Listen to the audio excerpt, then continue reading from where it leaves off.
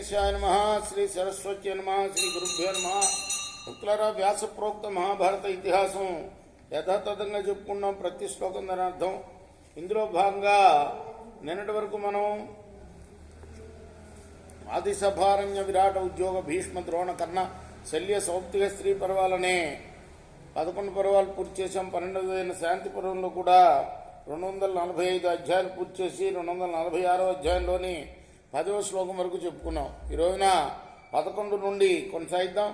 కొనసాగించే ముందు వ్యాస భగవాను ప్రార్థన చేసుకుందాం.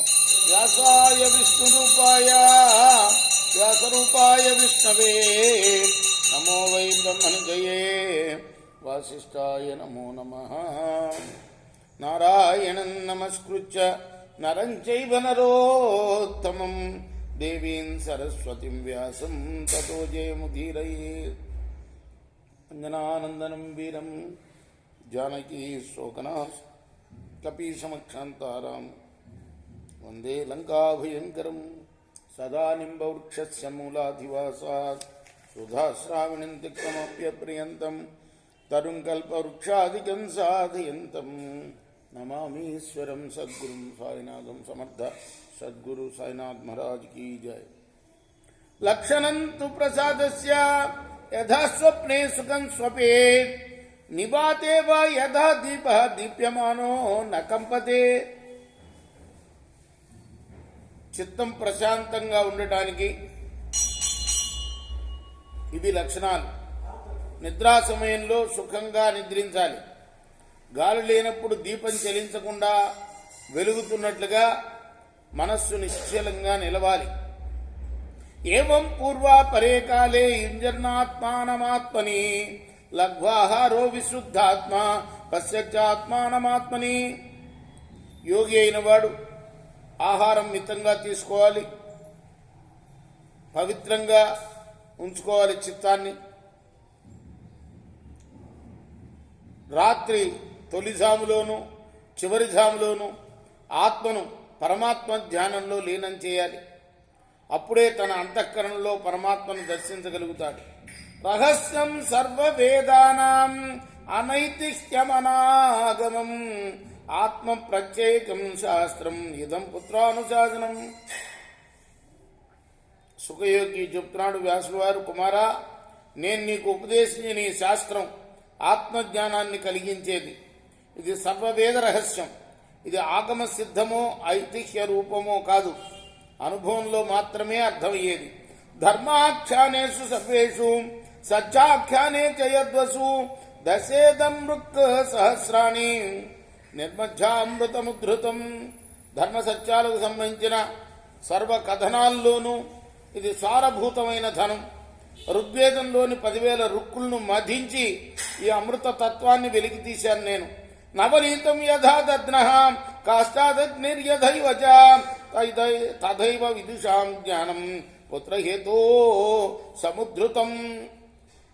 ఆయన పెరుగు నుండి వెన్న తీసినట్లు, కట్టెలో నుండి నిప్పు పొందినట్లు శాస్త్రాలను మధించి విద్వాంసుల కోసం ఈ మోక్ష జ్ఞానాన్ని వెలికి తీశాను.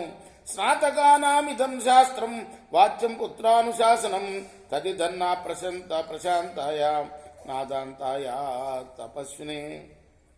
వ్రతధారులైన స్నాతకులకే నువ్వు ఈ మోక్ష శాస్త్రాన్ని ఉపదేశించాలి. మనశ్శాంతి లేని వారికి, ఇంద్రియాలను అదుపు చేయలేని వారికి, తపస్వి కాని వాడికి దీన్ని ఉపదేశించరాదు. నావేద విదుషే వాచ్యం తథా నామగతాయ చ నా సూయకాయామృజనే నా నిర్దిష్టకారిణే నా తర్కశాస్త్రదగ్ధాయ తథైవ విశునాయ చ.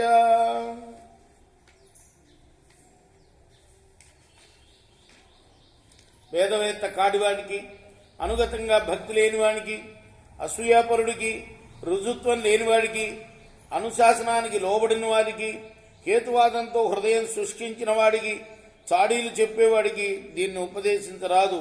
శ్లాఘ్నే శ్లాఘనీయాయ ప్రశాంతాయ తపస్సునే ఇదం ప్రియాయ పుత్రాయ శిష్యాయ అనుగతాయ చ రహస్యధర్మం వక్తవ్యం నాన్యస్మయంతు కథంచన.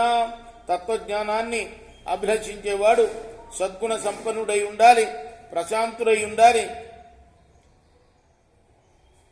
తపస్వి అయి ఉండాలి. తపస్సు అంటే కూడా ఇంతకుముందు చెప్పాడు నిర్వచనం. తపస్సు అంటే ఏంటిడా? అహంకారం లేకుండా వినయంగా ఉండటం, దాన్ని తపస్సు అంటారట. ఈ రహస్య ధర్మాన్ని అటువంటి వాళ్ళకే ఉపదేశించాలి. ఏ రీతిగాను ఇతరులకు ఉపదేశించరాదు. యజ్ఞప్యస్య మహీందజ్జ రత్న పూర్ణామిమాం నరః ఇదమేవ తతః శ్రేయ ఇది మన్యేత తత్వవిత్. రత్నపూర్ణైన ఈ భూమిని అంతటినీ పొందిన దానికన్నా ఈ తత్వజ్ఞానం ఏదైతే ఉందో దాన్నే శ్రేష్టతమంగా భావించాలి. అంటే మొత్తం భూమి అంతా పొందినా కూడా ఇంత విలువ చేయదు, ఈ తత్వజ్ఞానం అంత విలువ చేయదు. అతోగుష్య తరాద్ధంతద్ అధ్యాత్మం అతిమానుషం యత్తన్మహర్షిభిర్దృష్టం వేదాంతేషు చ గీయతే తత్తేహం సంప్రవక్ష్యామి యన్మాం త్వం పరిపృచ్ఛసి.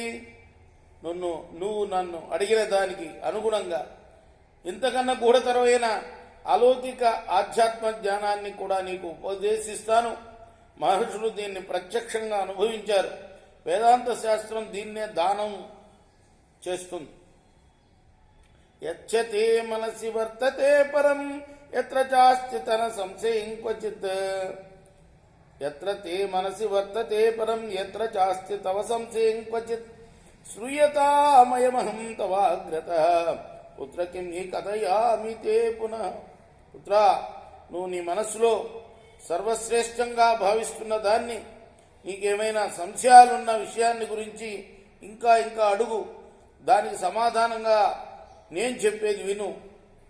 ఇప్పుడు ఏ విషయం చెప్పమంటావో చెప్పు అన్నాడు వ్యాసులు వారు తన పుత్రుడైన సుఖయోగిని.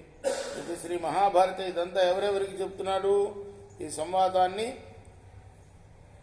భీష్ముడు ధర్మరాజు అడిగిన ఒక ప్రశ్నకు సమాధానంగా చెప్తున్నాడు అన్నమాట.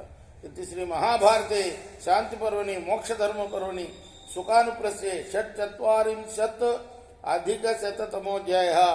ఇది వ్యాస ప్రోక్త మహాభారత ఇతిహాసంలోని శాంతి పర్వంలోని 246వ అధ్యాయం. రేపు మనం 247వ అధ్యాయం ప్రారంభం చేద్దాం. కృష్ణార్పణమస్తు. సాయి కృష్ణార్పణమస్తు.